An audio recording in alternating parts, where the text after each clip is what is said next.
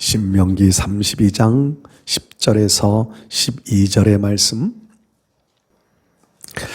여호와께서 그를 황무지에서 짐승의 부르짖는 광야에서 만나시고 호위하시며 보호하시며 자기의 눈동자같이 지키셨도다. 마치 독수리가 자기의 보금자리를 어지럽게 하며 자기의 새끼 위에 너풀거리며 그의 날개를 펴서 새끼를 받으며 그의 날개 위에 그것을 엎는 것 같이 여호와께서 홀로 그를 인도하셨고 그와 함께한 다른 신이 없었도다. 아멘. 아멘. 사람의 마음의 감정 속에는 두려워하는 마음, 두려움이라고 하는 감정이 있습니다. 새로운 것들을 만날 때 먼저 두려운 마음이 찾아옵니다. 홀로 어두운 길을 걸어갈 때도 두려운 마음이 찾아옵니다. 아무도 없는 외로움 속에 있을 때에도 두려움이 찾아옵니다. 두려운 마음은 피할 수 없는 인간의 감정 중에 한 가지입니다. 욥기 3장 말씀 보면 욥이 사탄의 참소 속에서 하나님 앞에 허용함을 받고 그리고 사탄이 욥을 시험하는 장면들을 우리는 성경에서 읽어볼 수 있지요. 하루아침에 재산이 다 날아가고 자녀들은 죽음을 당하고 그럼에도 욥은 하나님을 부인하지 않습니다. 2라운드 다시 사탄이 하나님 앞에 허용을 받아서 또 욥을 시험하는데 몸에 병이 들게 해서 온몸이 악창이 나고 뼈를 긁어야 시원함을 느낄 그런 온몸의 병으로 인하여서 고통 신음을 합니다. 아내는 욥을 향하여 하나님을 저주하고 죽으라고 그러면서 아내는 욥을 떠나가 버리고 말았습니다. 그런 속에서 욥이 앉아서 정말 고통의 나날들을 보내면서 자기 인생을 돌아보면서 이런 고백을 합니다. 내가 두려워하던 것이 내 몸에 임하였고 내가 무서워하던 것이 내게 이르렀다. 이 말을 돌아보면 욥이 평안하고 모든 사람 앞에 정말 존중이 여김받고 의롭다고 인정받으며 살아가던 욥이 마음 한구석에서는 내게 어려움이 찾아오면 어떡할까 하는 두려운 마음이 있었다는 겁니다. 그 두려움이 있었더니 그대로 내 삶 속에 이루어졌다. 이런 고백이에요. 우리도 2020년을 출발할 때는요, 기대감도 많이 있었겠지만 두려운 마음도 가지고 출발했던 것이 사실입니다. 우리가 기대하는 바로는 잘 되었으면 좋겠고 형통한 날들이 되었으면 좋겠고 건강하게 살았으면 좋겠고 좋은 일들만 많이 있었으면 좋겠다는 마음을 가지고 출발했던 것이 사실이지요. 그런데 그 한편 또 다른 마음에서는요, 두려움의 마음들도 가지고 출발했습니다. 정말 잘 될까?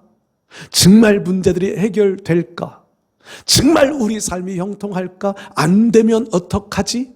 이런 두려운 마음들이 우리의 마음속에 있었던 것도 사실이에요.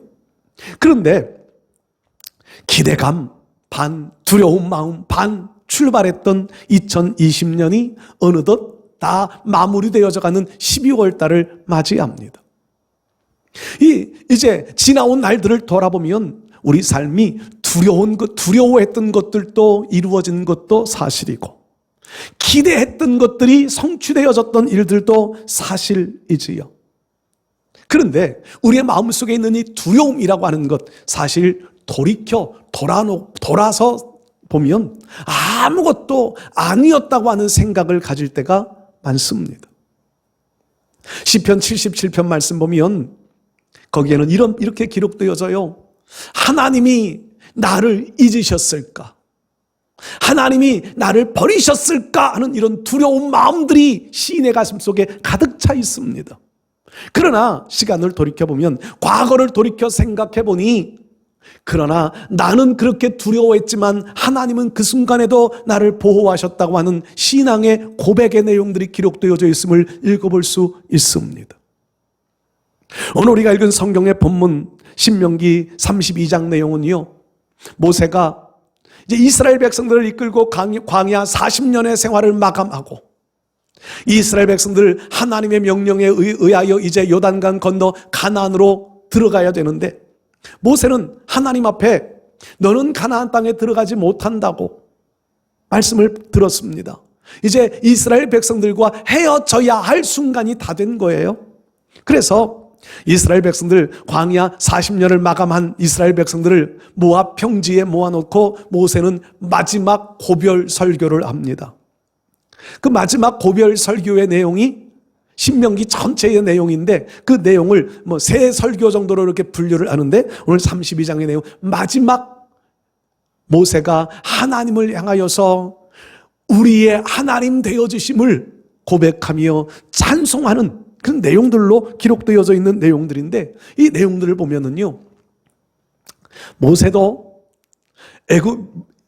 애굽에서 이스라엘 백성들 장정만 60만 명을 이끌고 가나안, 하나님의 명령에 의하여 가나안을 향하여 출발할 때 기대감도 컸지만 두려운 마음도 컸다는 것을 볼 수 있습니다. 왜 안 그렇겠어요? 200만 명이 넘는 백성들을 이끌고 광야를 지나가야 합니다. 출발할 때는 얼마 동안의 기간이 걸릴지는 예측하지 못했습니다. 그런데 웬만한 머리를, 두뇌를 가진 사람들이라면요, 광야를 지나간다고 하는 것이 쉬운 일 아니라고 하는 것을 다 압니다. 사막을 지나가야 하는데 그 사막을 200만 명 이상이 사막을 같이 지나가야 되는데, 사막이라고 하는 곳이 혼자 물을 싸매고 지나가도 지나가기 어려운 지역인데, 그 많은 인구를 이끌고 모세가 지도자가 되어 광야를 지나가야 한다고 하는 것을 생각하니 두려운 마음이 들지 않을 수 없었을 거예요. 두려운 마음이 가득 차 있습니다. 그런데 지금 40년이 지나가서 광야에서 하나님 진노하셔 형벌로 인한 40년의 기간을 지났지만, 40년이 지나고 나서 지금 돌아보니 40년이라고 하는 기간이 두려움으로 인한 세월이 아니라 하나님의 은혜로 인한 시간이었다라고 하는 것을 발견했다 하는 고백이 담겨져 있습니다. 여러분, 우리도 살아가면서요, 지금 현실만 바라보면 우리는 늘 두려운 마음만 갖습니다. 뭐가 안 되는 것 때문에, 안 되어진 것 때문에, 또 앞으로 어떤 일들이 일어날지 모르는 것들 때문에 늘 두려운 마음만 우리도 가질 수밖에 없습니다.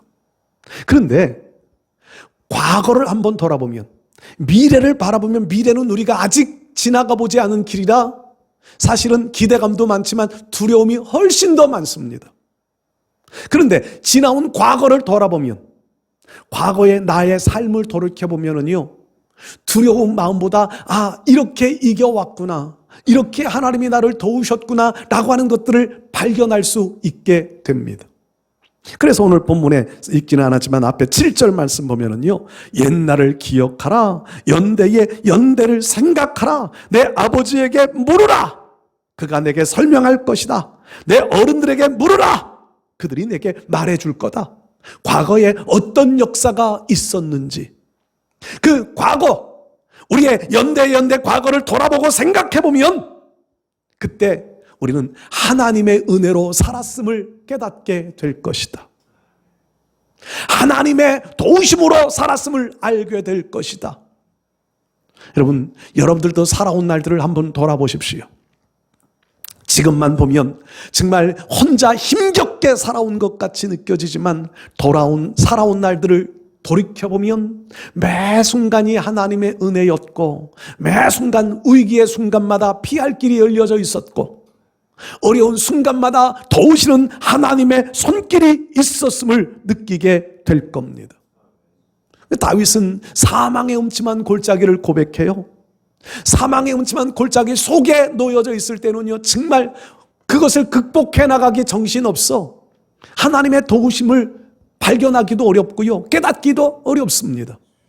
그런데 그 과정을 지나가고 나서 보니까 다윗의 삶 속에 수많은 역경들이 있었는데 그 순간을 돌아볼 때마다 하나님의 지팡이, 하나님의 막대기가 나를 보호하고 나를 안위하셨다고 하는 것을 깨달은 거예요. 그래서 또 다른 어려움이 왔을 때도 주의 지팡이와 막대기가 나를 안위하시나이다 고백할 수 있었던 겁니다. 2020년 마지막 달을 우리는 맞습니다. 그러나 우리가 살아온 날들, 앞으로 우리가 살아가야 할 날들도 얼마나 될지 모르지만 많은 시간들이 있을 것이고요. 우리가 살아온 날들도 뒤돌아보면 많은 시간들을 보내며 살아왔습니다. 그런데 저는 오늘 12월 첫 번째 주일에 우리가 과거를 돌아보자 하는 것은요, 우리가 앞으로의 일들을 계획할 때, 앞으로의 삶을 준비해 갈 때 과거를 돌아보아 하나님의 역사하심이 있었음을 우리도 발견하고, 성경에 있는 내용이 아니라 내 삶 속에 있었던 내용임을 깨닫고 그 믿음 가지고 또 다른 한 해를 계획했으면 좋겠다는 마음 가지고 이 첫 번째 주에 우리가 살아온 길들, 과거의 날들을 한번 돌이켜 봤으면 좋겠다는 마음 가지고 오늘 함께 말씀을 통하여 은혜를 나누겠습니다. 생명 공동체가 살아온 과거의 길들은 어떻게 살아왔을까? 앞으로 우리가 살아가야 할 길들은 어떤 믿음을 가지고 살아가야 될까? 오늘 본문에 나오는 말씀 중심으로 몇 가지 생각해 봅니다. 첫 번째로요, 하나님께서는 우리가 살아온 날들을 돌아보면 우리를 눈동자와 같이 보호해 주셨던 것들을 발견할 수 있을 겁니다. 하나님은 우리를 한순간도 잊지 않고 우리를 보호해 주셨습니다. 우리는 하나님을 향하여 이런 고백을 참 많이 합니다. 하나님은 인류 역사를 주관해 가시는 하나님, 흥하게도 하시고 망하게도 하시는 하나님, 하나님은 우리의 삶 속에 생사화복을 살게도 하고 죽게도 하고 복이 되게도 하고 화가 되기도 하게 하시는 그 하나님이심임을 우리는 많이 고백합니다. 그 하나님은 전능하신 하나님이라고 고백합니다. 나라를 세우기도 하시고 나라를 패하기도 하시는 하나님, 우리 한 사람 한 사람의 모든 삶을 간섭하시며 개입하셔서 주관해 가시는 그 하나님, 전능하신 하나님이심임을 우리는 고백합니다. 여러분, 여러분들이 섬기고 있는 하나님, 여러분들이 믿고 있는 하나님이 여러분들의 인생을 생사화복을 주관하고 계신 하나님이심임을 믿으십니까? 불교에서나 있는 용어가 아니라 우리 하나님은 실제로 우리의 삶 속에 임하셔서 우리의 모든 일들을 다스리시고 모든 것들을 주관해 가시고 모든 것들을 인도해 가시는 하나님이심임을 믿습니다. 근데 그 하나님은요, 인류 역사도 주관하시지만 가깝게는요, 좀 더 좁혀보면은요, 하나님은 하나님의 백성들을 위하여서 하나님 백성들 중심으로 일하고 계신 하나님이시라는 겁니다. 하나님의 백성들을 중심으로 해서 모든 역사들을 이끌어 가십니다. 특별히 저는요, 선지서들을 읽을 때마다 거기에는 하나님의 심판과 회복이 기록되어져 있잖아요. 그런데 왜 선지서들을 기록할 때 하나님의 백성, 이스라엘 백성들만 심판하고 이스라엘 백성들을 회복시키시는 하나님이심임을 기록하면 될 텐데, 주변 나라들, 블레셋, 모압, 암몬, 아수르, 블레셋, 이 주변 나라들까지도 하나님은 다 기록해 놓으셨어요. 그들을 심판하여 나라를 회복하겠다. 여러분, 주변 나라들이 이스라엘 백성과 물론 대적하고 전쟁하는 관계이지만 왜 하나님은 그들까지도 성경에 기록해 놓으셨을까요? 그들 중심이 아니라 하나님의 백성 중심으로 그들을 흥하게 하시기도 하셨다가 그들을 멸하기도 하신다시는 하나님의 역사를 기록하고 있는 겁니다. 하나님의 백성들 중심으로 주변 나라들이 움직여지고 하고 있습니다. 세계 역사, 세계사를 기록하고 있는 역사가들도 그래요. 세계 역사를 기록하고 있는 사람들이요, 두 가지 사상, 헬라 사상, 히브리 사상, 이렇게 두 가지 사상을 가지고 세계사가 기록이 되어져요. 그 중심에는요, 이스라엘의 역사가 항상 중심입니다. 세계사의 흐름이 그래요. 제가 학교 다니면서 배웠던 기억 속에는요, 유럽 지역의 세계사가 쫙 주로 기록이 되어지는데 그 유럽 지역의 세계사가요, 결국 이스라엘의 역사와 연결되어지지 않으면 해석이 안 돼요. 모든 것이 하나님 백성 중심으로 이루어져 가고 있습니다. 여러분, 이 하나님 백성 중심으로 역사하시는 하나님이 오늘 여러분들 한 사람 한 사람 중심으로 여러분들의 삶의 주변의 일들이 이루어져 가고 있었다는 사실을 발견하실 수 있기를 바랍니다. 그 하나님은요, 하나님의 백성들이 때로는 어려움 속에 노출시켜 놓으실 때도 있습니다.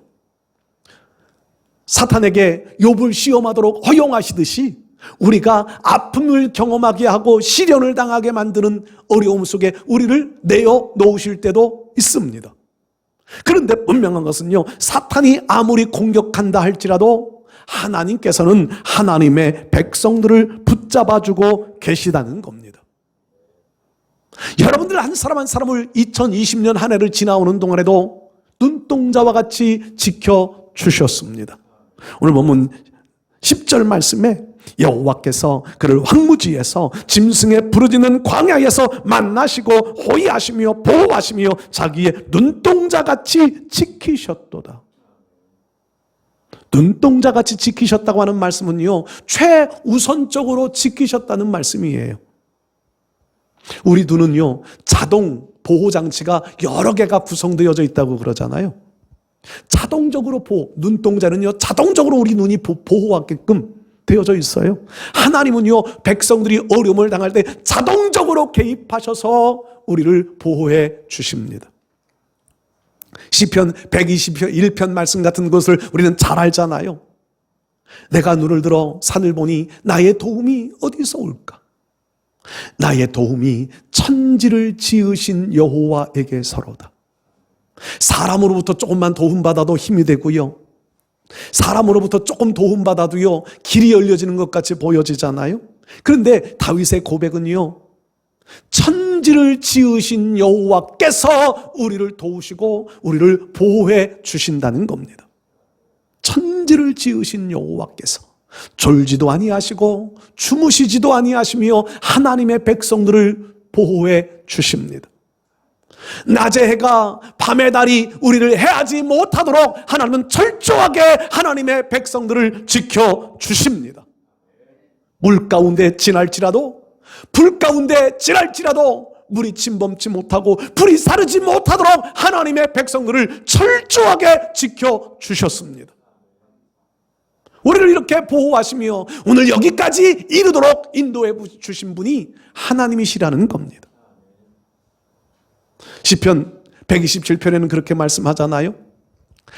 집을 세우는 자의 수고, 하나님께서 집을 세우지 아니하시면 세우는 자의 수고가 헛되다고 말씀하고요, 파수꾼이 밤을 새면서 나라를 지키기 위하여 보초를 서지만 하나님이 지켜주시지 아니하면 파수꾼의 경성함도 허사라고 말씀합니다.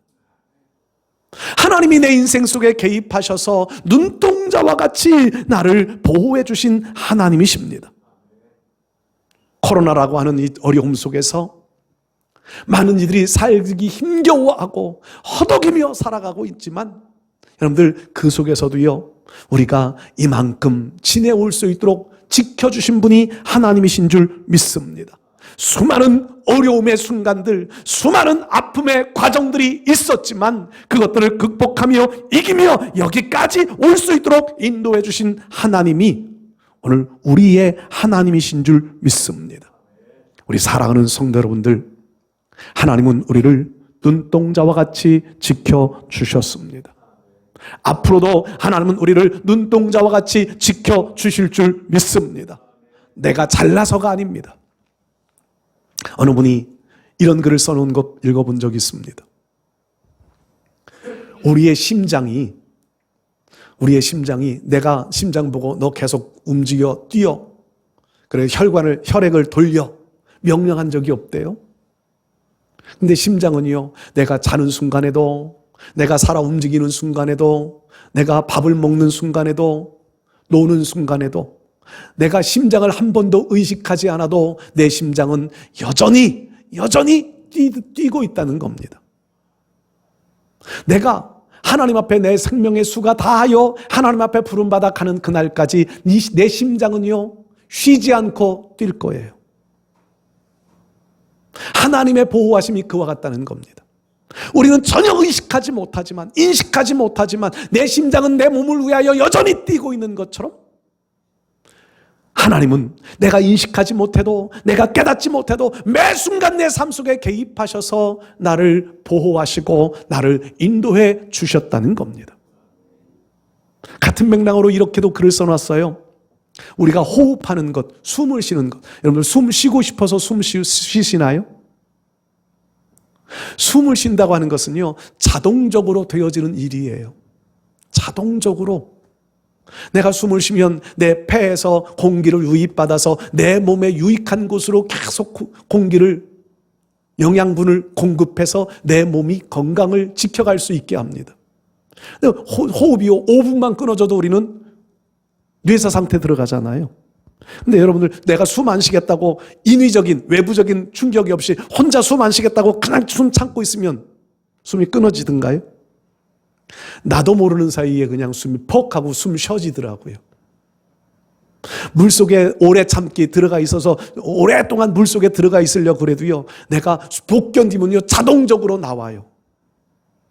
우리 몸이 자동적으로 보호할 수 있는 그런 장치가 많이 우리 몸에 내재되어져 있다는 거지요. 하나님의 은혜입니다.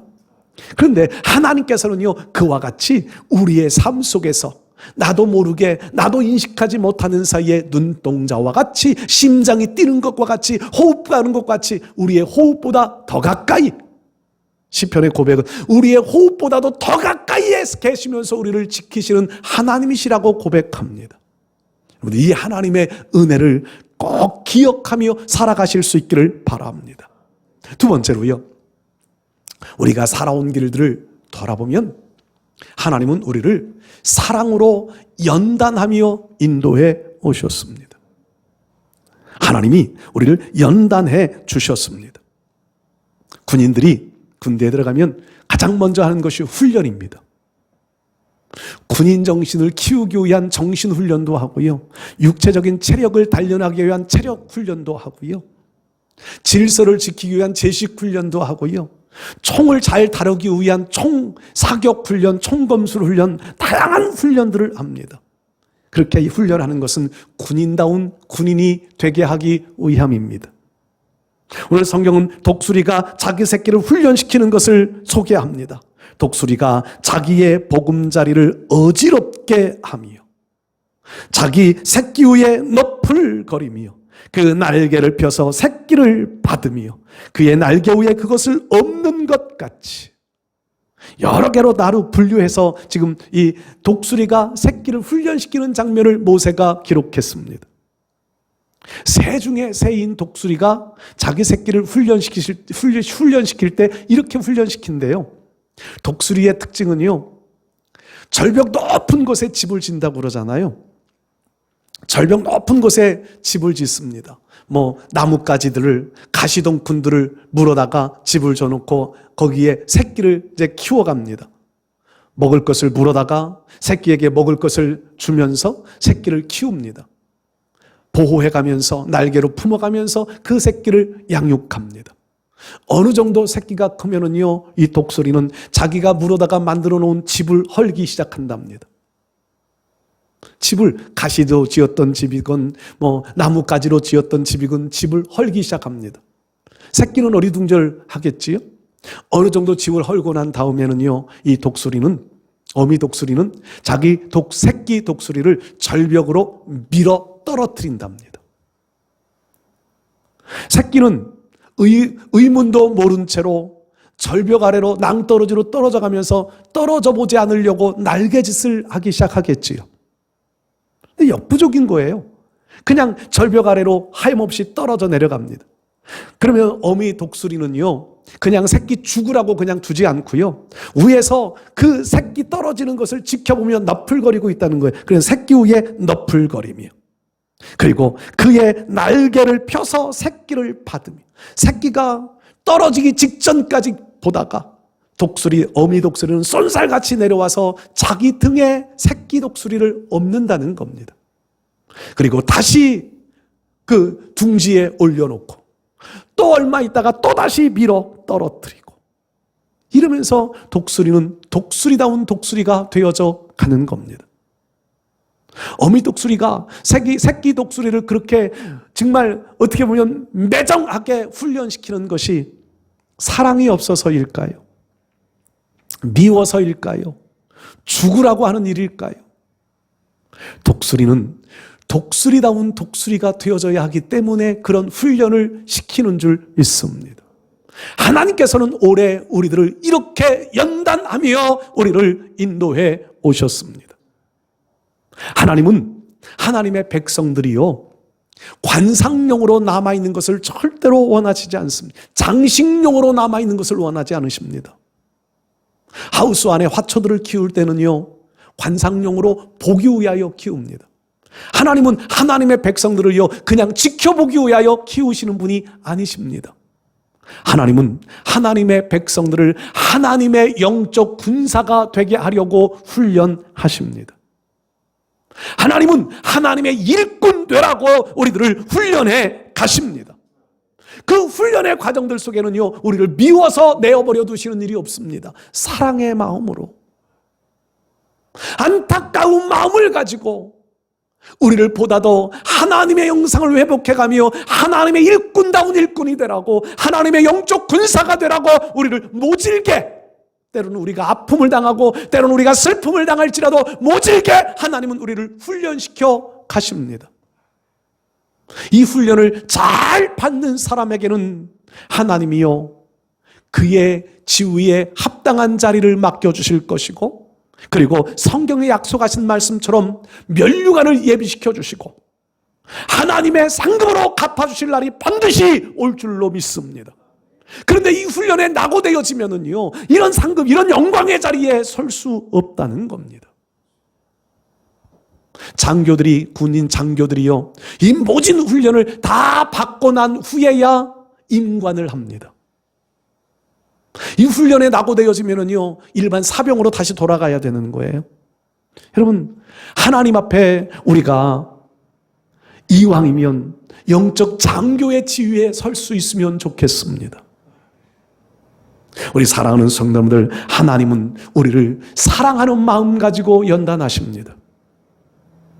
미워서, 우리가 싫어서 그냥 내어 던져버리는 이런 하나님이 아니시라, 사랑하는 마음을 가지고 보다 더 강해지라고, 보다 더 하나님 형상 닮아가라고, 보다 더 하나님 앞에 가까이 하라고 우리를 사랑으로 연단해 오셨습니다. 이 연단의 과정들 잘 이겨 오신 줄 믿습니다. 앞으로도 사랑의 연단들을 잘 극복하여 하나님의 군사다운 자리에 나가실 수 있기를 바랍니다. 하나님의 사랑의 연단, 여러분 끝까지 이겨 가실 수 있기를 바랍니다. 세 번째로요, 우리가 살아온 길들을 돌아보면 하나님께서는 우리를 계획하신 대로 인도해 오셨습니다. 계획하신 대로. 하나님은 우리 길을요, 이끌어 가시는 목자라고 고백하지요. 목자는 양들을 이끌어 갈 때 목자만의 계획을 가지고 이끌어 갑니다. 목자만의 계획은 어디로 가면 푸른 초장이 있고, 어디로 가면 마실 만한 물이 있고, 어느 길로 가면 좀 빨리 갈 수 있고, 어느 길로 가면 좀 어려운 길이고, 목자들은 머릿속에 그림이 그려져 있잖아요. 근데 그 목자를 따라가는 양들은요, 앞길을 몰라요. 특히 양들은 근시, 눈이요, 멀리 보지 못한대요. 가까운 것은 보는데 멀리 보지 못한대요. 그래서 목자가 양을 이끌지 않으면요, 낭떠러져인 줄도 모르고 그 길을 그냥 걸어가는 것이 양이라고 그러잖아요. 목자들은 양을 계획을 가지고 인도해 가듯이 하나님께서는 우리를 계획을 가지고 이끌어 가십니다. 이 계획을 가지고 연단하셨고 이 계획을 가지고 우리를 어려움 속에 놓아두기도 하셨습니다. 근데 분명한 것은 하나님은 계획이 있으시다는 겁니다. 우리를 영원한 하늘나라로 이끌어 가시기 위한 좋은 계획들이 있습니다. 우리를 바른 길로 가게 하시려 하는 하나님의 좋은 계획이 있습니다. 때로는 우리가 바라보기에 합리적이지 않아 보여요. 때로는 우리의 보기에 이것이 맞지 않아, 이치에 맞지 않아 보여요. 그런데 하나님은요, 그런 일들일지라도 계획을 가지고 이끌어 가십니다. 욥이 가는 길들이요, 욥이 당하는 시련들이 합리적이지 않아요. 정말 의인이었고 동방의 의인이었고 많은 사람 앞에 인정을 받았고 하나님도 인정하는 사람인데 그런 시련 당하는 것이 합리적이지 않아요. 그러나 하나님은 그들을 거기에 내어버려 두십니다. 그리고 마지막 가서는 욥의 의로움을 인정하시잖아요. 갑절의 복으로 회복시켜 주시잖아요. 여러분, 이것이 하나님의 계획이었습니다. 우리를 이끌어 가시는 분은 하나님이 이런 계획을 가지고 이끌어 가고 계신 줄 믿습니다. 우리를 이렇게 하나님의 계획대로 인도해 가시는 것은요, 우리가 완전해서가 아닙니다. 우리가 잘나서가 아니에요. 그것은 하나님의 사랑이 있기 때문입니다. 모세가 완전한 사람이라 모세가 그 위대한 사역을 감당했었나요? 아니요, 모세도 완전한 사람은 아니었습니다. 아브라함이 완전한 사람이라 믿음의 조상이라 인정받았나요? 아브라함도 완전한 사람이 아니었습니다. 하나님 말씀을 거역할 때도 있었고요, 자기 아내를 누이라고 거짓말하면서 자기 생명 보존하려 하는 일들을 반복하고요, 심지어는 하나님의 말씀도 없었는데 하갈을 취하여서 이스마엘을 낳는 하나님 마음을 가장 아프게 했던 이런 일들도 행하기도 합니다. 그럼에도 불구하고 하나님은 아브라함을 놓지 않으시고 아브라함을 인도해 가셨습니다. 다윗이 완벽한 사람이라 다윗이 되어질 수 있었나요? 아니지요. 다윗도 완벽하지 않아요. 우리아의 아내 밧세바를 취하는 이런 불의스러운 일들을 행하기도 합니다. 바울이 완벽한 사람이었나요? 아니, 바울도 완벽하지 않습니다. 베드로가 완벽한 사람이었나요? 베드로도 완벽하지 않았습니다. 그럼에도 불구하고 하나님께서는 이런 믿음의 우인들을 하나님의 계획을 가지고 훈련하여 인도하여 결국 믿음의 우인의 자리에 세워 놓으셨던 하나님께서 오늘 우리가 하나님을 두려움으로 경외하며 하나님이 인도하시는 대로 순종해 가면 하나님의 계획하신 대로 우리를 이끌어 가셔서 결국 우리들도 믿음의 훌륭한 사람의 자리에 세워 가실 줄 믿습니다. 하나님의 축복의 사람으로 우리를 세워 가실 줄 믿습니다. 하나님께 계획이 있음을 인정하고 하나님의 계획하신 대로 인도해 가시는 하나님을 신뢰하며 오늘도 그 하나님의 인도하시는 대로 순종하며 따라가시기를 바랍니다. 이스라엘 백성들이 광야 40년을 지나는 동안 그들은 불평만 했고 원망만 했습니다. 그런데 12절에 보면 여호와께서 홀로 그들을 인도하셨다고 고백합니다. 하나님만이 이스라엘 백성들을 인도해 가셨습니다. 그리고 그 인도하신 결과가 뭐냐 하면은요, 13절 14절의 말씀에 보면 여호와께서 그가 땅의 높은 곳을 타고 다니게 하시며 밭에 소산을 먹게 하시며 반석에서 꿀을 굳은 반석에서 기름을 빨게 하시며 소의 엉긴 젖과 양의 젖과 어린 양의 기름과 바산에서 난 수양과 염소의 지극히 아름다운 밀을 먹이시며 또 포도즙의 붉은 술을 마시게 하셨도다. 하나님께서 계획하신 인도는요, 이스라엘 백성들을 풍요롭게 만들기 위한 계획이셨더라는 겁니다. 그리고 그 길로 백성들은 완벽하지 않았지만 원망투성이었고 불평투성이었지만 그들이 범죄자의 길을 걸어갔지만 하나님께서 계획하신 일을 실패하지 아니하시고 그렇게 이스라엘 백성들을 40년이라는 시간은 지나갔지만 그 길로 완성하셨습니다. 여러분, 오늘 우리가 하나님 계획하심에 순종 잘하면 우리의 연단의 시간은 짧아질 것이고 우리가 순종 잘하지 않으면 연단의 기간은 더 길어져 갈 수도 있을지 모릅니다.